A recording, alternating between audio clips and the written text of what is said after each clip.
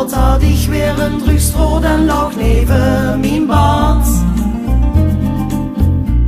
Het was al laat die dag, wie kind dat nu, ik had de wekker op haar wacht gezet.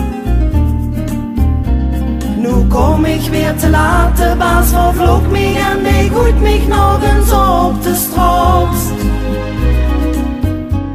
Het wordt nu tijd, de hoogste tijd, dat ik het extra thuis blijf en het soepen laat. Wat heb ik dan gedaan, hoe ben ik dan geweest, ik weet goed niet wat of wie. Maar één ding weet ik zeker, van den drang blijf ik nu af, nee ik drink nooit meer. Wir gingen het terrasje pakken, niet van plan hem door te zakken, het leek verkeerd.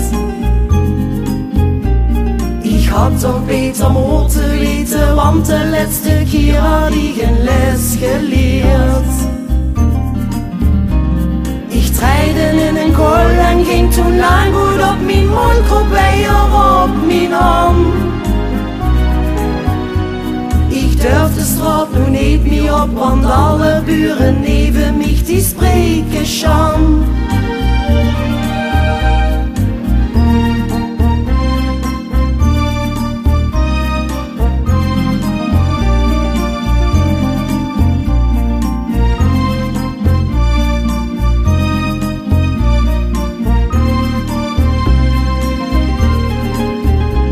Wat heb ik dan gedaan, hoe ben ik dan geweest, ik weet goed niet wat of wie. Maar één ding weet ik zeker, van den drang bleef ik nu af, nee ik drink nooit meer. Drink nooit meer. Drink nooit meer.